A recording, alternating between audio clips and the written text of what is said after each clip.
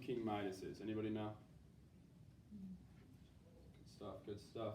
So for the guys that don't know, King Midas was a Greek king that supposedly had the ability to turn whatever he touched to gold. So for me, and I'm sure a lot of you guys as well, I'm only passionate about a few things. But for those few things that I'm passionate about, I'm obsessed with. One of those things is sports.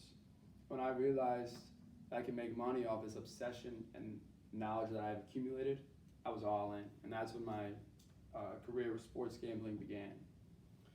I've studied this industry for the last couple of years. I was a gambler myself, sports gambler, and I also worked for the gaming board, which makes the regulations and laws for this in Illinois.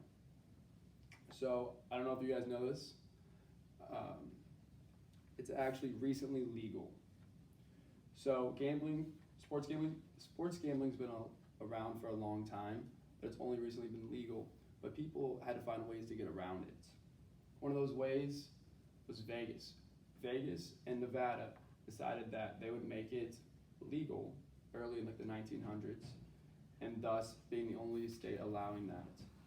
And according to the Washington Post, in 2022, President George H.W. Bush signs the Professional and Amateur Sports Protection Act, which outlaws sports gambling in states that did not already have laws allowing it, which means that this was the only state legally allowed to allow people to sports bet.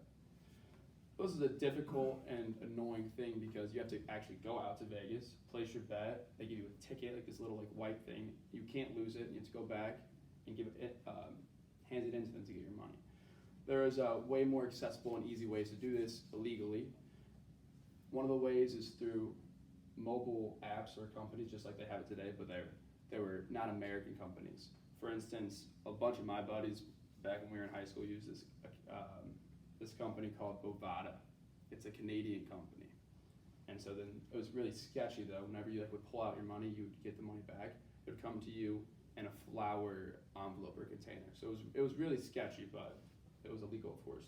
Another way you could do this is through bookies. Bookies are like the classic Italian mob guys. So that's what a bookie is, if you guys didn't know. And then according to the U.S. News and World Report 2018, the Supreme Court overturned a 1992 law that prohibited states from allowing gambling on sports, which means that now federally they're allowing the states to choose for themselves if they would wish to allow their citizens to sports gamble.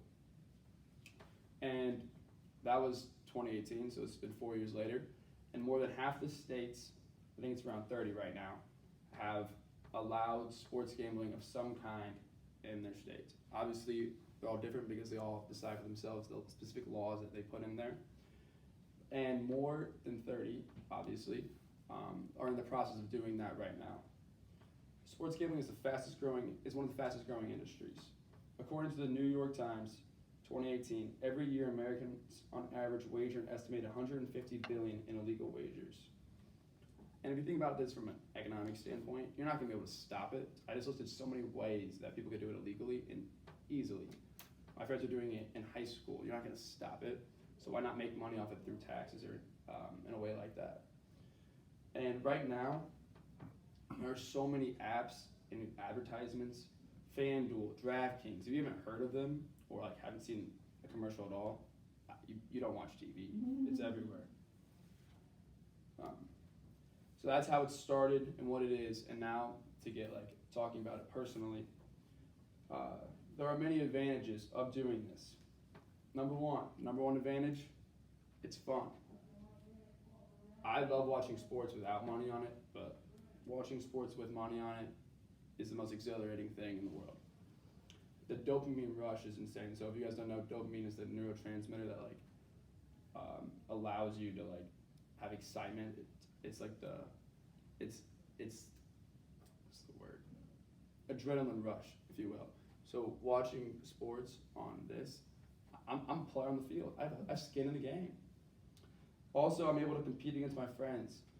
So I can show them who's the best, who's the smartest about the sports, based off my billables. I can show them.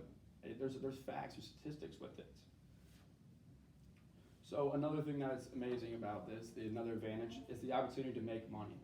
Obviously, you're not always going to make money, but there's an opportunity to make money. So if you're telling me I can watch, I can compete, and I can make money, wow.